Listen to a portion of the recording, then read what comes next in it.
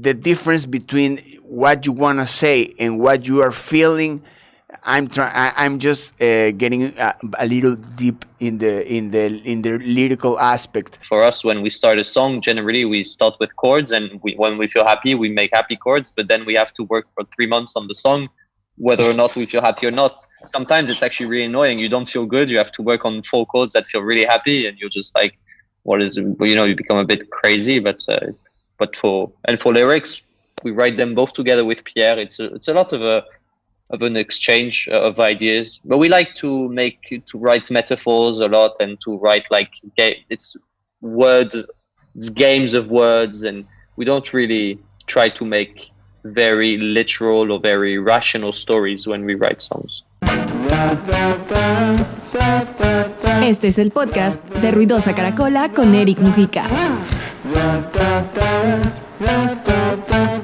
Hablar de la música del mundo ya no es problema gracias al internet, plataformas digitales, todo lo que tenga que ver con alimentarnos de todos estos sonidos que suceden alrededor del mundo. En este episodio del podcast de Ruidosa Caracola nos vamos a unir con París, Londres y acá Argentina. Rose se encuentra aquí en el podcast de Ruidosa Caracola, una banda europea que, bueno, ya nos tenemos acostumbrados y ya reconociendo muchísimo el sonido europeo, pop, con influencias retro desde inicios de este milenio, con muchísimas bandas que ya conocemos, pero también Rose tiene su identidad que aporta a este sonido. Guys, Rose, welcome to the podcast. Thank you. Thanks for having us. Now, as I speak in the beginning, is France and London making a band, making a sound, the risks of making a record or making a sound or develop a sound. What are the risks that you take from a Zoom call or a Skype call to make music? You mean the risk to make music when we're not in the same place? Yes. Well, initially with Pierre, our friendship has always been from Paris to London, but we usually see each other every 2 months anyways. And we call each other every day though. Pierre is like my second wife. And Sam is I'm my like second wife. Yeah, and proudly. So I guess the risks, there isn't really risks. I think we both need to be alone with the music in order for the music to get its full potential. And we see each other every now and then to actually work as well. So I don't know if there's a risk really, but there's we actually like our rhythm and we like the way we function at the moment.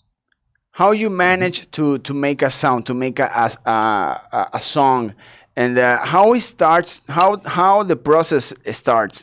Who came with the idea, or is just you take your moment to get together and then make a song? So it depends. I think every song was different. One song maybe Pierre started, maybe the other song I started, the other song we both started together. And another song, for instance, Sky Queen, was a different vibe. Both Pierre and I were in my studio in London, and we both were working on other songs at the time. And 2 Argentinian friends actually came in, and we co-wrote this song with them. So we co-wrote this song with two guys called Lucas Vedel and Patricio Alvarez.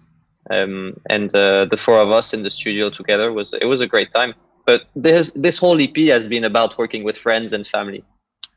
And it's cool to make this environment of familiar environment to make music. But what is with the sound, with that 70s sound that is very European, and you can hear it, you can feel it, and you can now recognize it immediately that this is from Europe, this sound is from France, this sound is from London. What are the inspirations and artists behind your sound? I think it's more about genres. Go on, both. Yeah, we are both interested in different types of music. We are big fans of the sound from the 70s, the 80s, and also all the electronic scene that happened in France or in the UK between the 90s and nowadays, and also at this time the French touch bands were big legends for us, and that they inspired us a lot, as much as the bands from the 70s and the 80s inspired us. There's no need exactly for a band or for an artist to be influenced by an artist that is from the same genre. Not, you just don't need to hear electronic music to be influential by electronic music. You can also hear rock, you can hear pop, you can hear funk. But in your music is that. I mean, the guitars are so funky that it I think is the element that gives you that 70s mood. And is that work in that way? You took or you hear any kinds of music that can bring something new or brings that trademark to Rose? Yeah, I mean, I think you're right in the sense where each instrument gives Rose maybe a different character, and each instrument is used as a way to introduce a different side to our project. We try to also introduce maybe more rock patterns with the drums, but I think the drums in general, drumming has always been something that's been inspired from different styles. There's a lot of hard rock groups which inspired themselves from disco grooves and vice versa. So I think this discussion happens in music in general.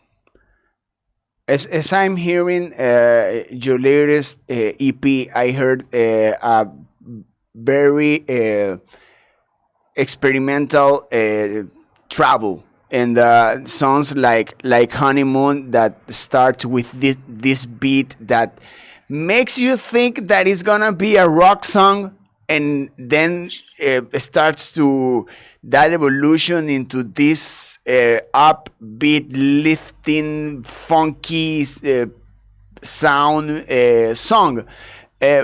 Is how much you let yourself to experiment in a song, or you let yourself in the songs that makes you think that this song will be a single. In this song we can experiment and be part of the story of an EP or of an album. How you make yourself experiment in a way to make a evolution part of the record? I think it depends, really. But I feel like we just do the songs, and it happens that they work together or not, and that we maybe think one song is good for a single or not. But to be honest, in the first reason why we did Honeymoon is because we wanted to do something that was a bit more symphonical with classical instruments, and that answered to Sugar Hill.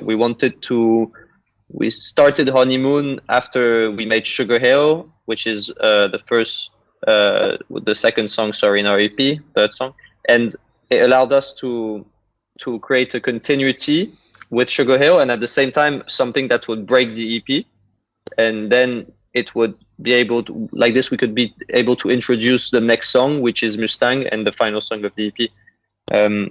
But Honeymoon, I think the most important thing for us is that it was the most cinematic song we made. So it's for us a very visual song, if that makes sense. And in terms of creativity, we don't have the only barriers we have is that we both like the song we are making. We don't stop when the beat is different from what we did in the past. The only goal is that we both really enjoy making it.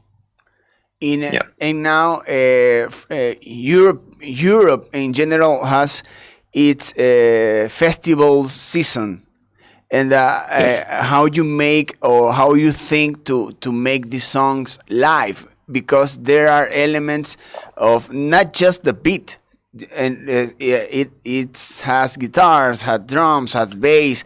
How you manage to make these sounds live? We might maybe change that band feeling that we have in the songs and try to introduce a more electronic side to Pierre and I's preference. So we think that it's important to maybe propose two different things: live versus album versions, studio versions. So we are thinking to maybe mix both organic and something a bit more electronic for the live sessions. But I guess that represents how we work as well in the studio. We always try to mix analog and digital together, and it will be the same thing, although it will be in a performance and not in a recording this time. In the studio, what's the way that you make music? Sometimes an artist makes music in order to play it live. In others, make it just the way the songs asks in studio. How you do write or record your music in order to be played live, or just the way that the studio version needs to be recorded? We make our songs like the studio. We want our studio song to be the best as possible, and we are not wondering if we can do it just the two of us on stage or 20 of us. And how the production involvement is, because we have the demo version or first the cell version, and then the demo, and then the final version that it came out in platforms and all that stuff. You make a difference, or when you get together to make a music, you have a demo. What's the difference between the demo and the final version? The demo version really sounds like a demo version. The demo version generally is very simple, and it's just, do we like the skeleton first? And then if we like the skeleton, then we will start, building everything around it. But that's the difference, really. We don't really have things that are considered a demo version. I guess it's more a start or beginning version. But it's not really what we would say. We don't really do demo versions, if that makes sense. Or maybe it's the demo versions which we released. We don't know what is a demo for us, at least, because we don't work this way. We don't have usually demo versions is more like musicians that make a song for like half a day, and then they come out of the studio, they have this first version of a song. But we don't work this way, actually. So we don't really know what a demo would be for us. It means that it's very organic in the way that you work your music. Yes, essentially, it's very naive the way we make music, I think, which is good, but it's quite naive. And that naive way to make music is always learning, and that it comes with that arrangement that simply emerged from the nothing and becomes the best part of the song.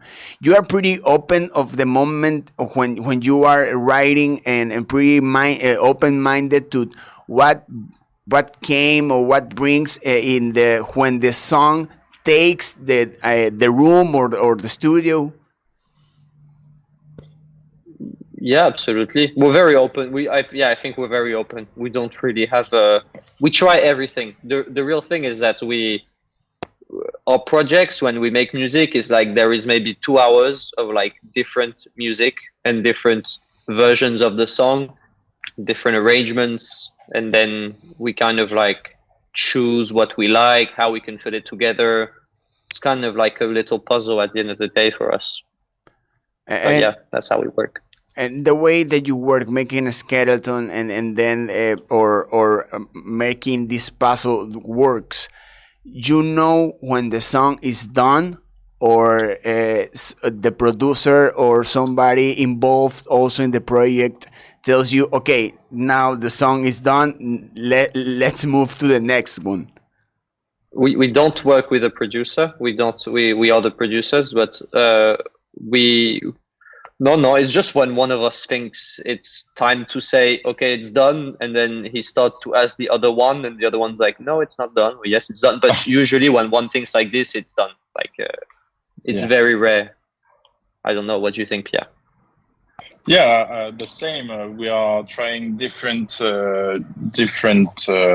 version of the same song, and in the end, one of us tell the other that it might be the final version, and then we start arranging it to be able to release it as soon as possible. How many versions of a song do you have? But it depends, because there is the different versions of the instrumentals, but then there is the different versions of the lyrics as well, because we record more lyrics than we need, like different parts, and generally we end up with like 60% of what we recorded, of the ideas we had. So there isn't much versions, because it's all like different bits and pieces. So it's just like there is maybe 50 pieces of puzzles, and then there's just like a small puzzle at the end, and this is what we end up sharing with the rest of the world, really. Talking about the lyrics, your music is pretty uplifting, and sometimes as an artist, you want to write the music for the listener, for the fan, for the people that will discover you, and in a way that, okay, Rose is a band that make me uplift, but the difference between what you want to say and what you are feeling, I'm just getting a little deep in the lyrical aspect, but in the way that your music sounds uplifting is in the way that you are feeling. I don't know. I think it's hard to but I think it's hard to finish. That's why I think it's hard to finish a song in the first place, is when you start a song, you feel maybe uplifted or sad or whatever, but then that's not how you feel the rest of the time, I mean, for us, when we start a song, generally we start with chords, and when we feel happy, we make happy chords, but then we have to work for 3 months on the song, whether or not we feel happy or not. Sometimes it's actually really annoying. You don't feel good. You have to work on 4 chords that feel really happy, and you're just like, you become a bit crazy. But for lyrics, we write them both together with Pierre. It's a lot of an exchange of ideas, but we like to write metaphors a lot, and to write it's games of words, and we don't really try to make very literal or very rational stories when we write songs. And the way that you two complement each other, and I mean in lyrically speaking, and when one is not pretty uplifting or the other one is sad, how that dynamics works, because it is music is an art that is I think one of the most human arts, and that touch a nerve, that touch a soul, and how you manage to as a band or as a duo to complement each other in a way that this music sounds in the way of make people happy. I don't think we think about making people happy, to be honest with you. And I think very sad songs make us both happy with Pierre.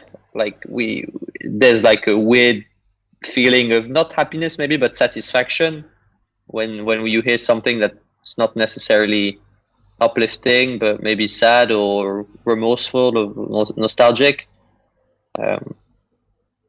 So we don't really know, actually, to be honest with you. It's a very but we try to complement each other. You know, if one is not positive, the other one is like, why are you not like this? Why are you feeling negative, or what do you want to express? And then it's a lot about trying to convince the other, or trying to push the other with each other. Yeah.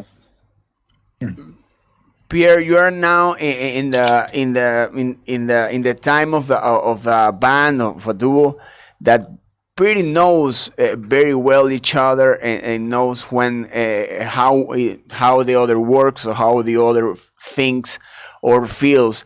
Do you think that that how much that helps to make a record, to make a song, and make a band continue? I think it's been 12 years. We are friends with Sam. We talk a lot. We are two guys that talk a lot, and that needs to talk a lot. And I think the crucial part of having a duo in music is knowing how to say, no, I don't like this part. And sometimes it's pretty hard, because you work on your own, you are pretty satisfied with what you did, and the other one needs to tell you, no, it's not good. And it's hard to say it, and it's hard for the one hearing it. So I think the crucial part is to say the when it's not good for the one speaking. And I would say. Now what Sam thinks about that? Yeah, I think when you are making music like this, you have to be very honest with one another, especially because it's not like we do almost everything together. Like, there's nothing that we do that it's not like one does only one thing and the other does one thing and then we mix them together. It's like we decide everything together. So we don't have a choice but to work this way. And we're both very controlling of what we do, like artistically. So we cannot really let anything pass. But I will add to what Pierre says as well. It's also about convincing the other. Sometimes you're convinced an idea can be good, or a song can be good, and you're trying to convince the other that this song is good. Not convinced with words, but convinced with more work. You know. So it's all about this. You know. I mean, it's an ever evolving dynamic. It's a friendship. It's all. It's a friendship that exactly the dynamics that a friendship works. Now it's just add the music, great music, and then you have a band. And also then let me tell you that the way that you both have that friendship makes great music, and it demonstrates. It's your latest EP is great. It's very good. And now talking about the European music, as at the beginning I was saying that the European music the last 20 years is being a very important part of the global sound. Now that you've been together for more than 10 years and been a part of that elemental music that now doesn't sound this is American music, this is European music, this is now the Japanese music is also taking part. How do you think now the European music is as influential in today's music? It's very important, but I think what's also interesting is to see how the microsystems in Europe are influencing each other. You know, it used to be that music in England would influence music in France, and then music in France would have like another genre come from that. But we're not very analytical about this. I don't know, Pierre, what you think. Yeah, I think nowadays the great part of music is that you can hear music from all over the world whenever you want, and reggaeton is a big thing for the rest of the world, and rap music too, and all the in exchange between all this type of music are interesting, and I'm looking forward to see what the music will be tomorrow. And yeah. The music that you hear that is not influential in your sound, just the music or the artist that you hear just for fun. What are those? What are those artists that you heard just to be part of the environment of the room, or just to be a listener? I think old music. We listen to a lot of like old music with Pierre, whether it's like just chic Chicago, but also maybe sometimes classical music or like very jazzy music. It happens to us that we just put the radio and we just listen to like stuff that we don't know. We don't really listen to like a precise artist or precise genre of music. Yeah. I mean, because Pierre Yes. means talks about reggaeton, and I think it's pretty interesting that you mentioned that. Is there any reggaeton artist that you heard or have an idea? You can say it, yeah. I don't know if it's reggaeton, but we listen to Rosalia. We listen. I've been living in Costa Rica for 6 months, Okay. and I listen to a lot of reggaeton there. It's a different vibe. It's a different way of partying, and I enjoyed it. And but I don't feel like we would be as good as reggaeton artists to create reggaeton. So we keep to what we know best. Oh no! I just meant just as a fan of music. What music do you hear, and not in the way that some way it will be influential in your sound. Oh yeah. But for sure, I think Rosalia for us is a great thing that showed us that we can listen to other stuff. Like Pierre and I both listen to very different things, but I think Rosalia is like one thing that is different from what we listen to, which we are very like impressed about, you know. But it's also like other artists, like maybe Kendrick Lamar, etc., which has nothing to do with what we do in terms of music, but at the same time we are huge fans, you know. And also in house music, techno music, hip hop, we listen to some of the other genres, and we are not stubborn about disco electronic music.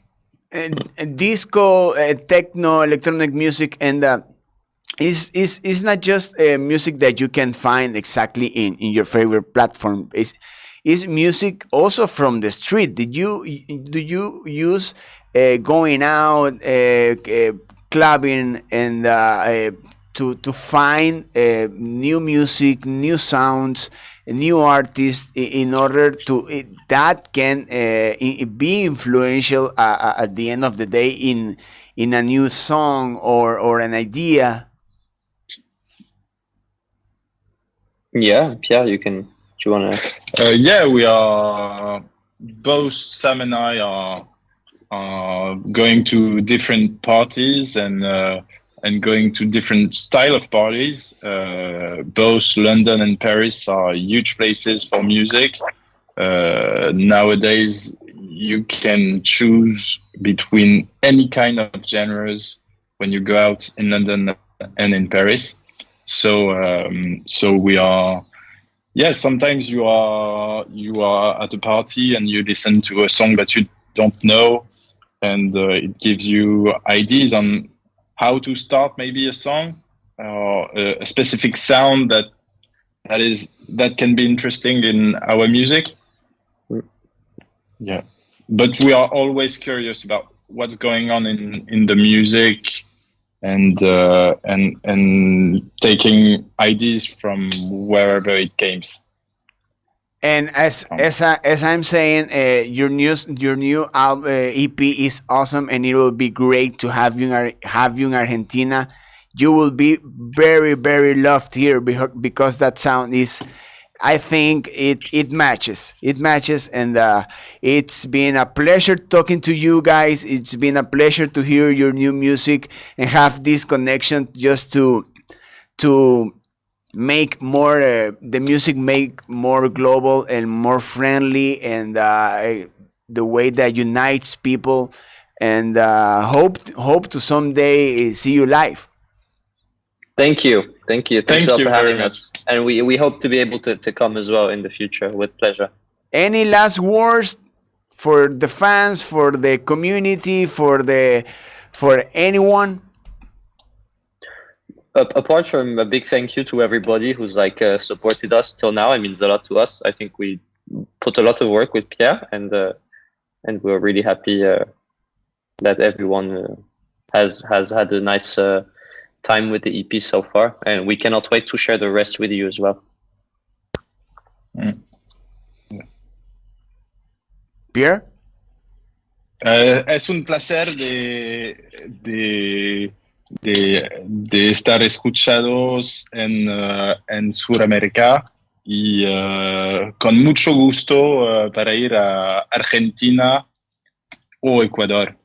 Ahí está, en español. En español, vemos una mezcolanza de idiomas aquí. Thank you guys very, very much. It's been a pleasure talking to you. And you have Ruidosa Caracola for anything you want to announce, release. Call Ruidosa Caracola as home. Thank you very, very much. Sure. Thank you so much. Thank you. Take care, guys. Ahí está. Bye. See ya. Ahí estábamos uniendo Londres, París, Buenos Aires, Ecuador, todo un relajo cultural, musical, techno, funky, retro, europeo, en este episodio del podcast de Ruidosa Caracola. Yo soy Eric Mujica. Bye. Adiós. Bueno, creo que a este paso tengo que seguir cursos de otros idiomas. Adiós. Ruidosa Caracola es una producción de Tripea. Suscríbete, compártelo y escucha nuestro playlist en Spotify.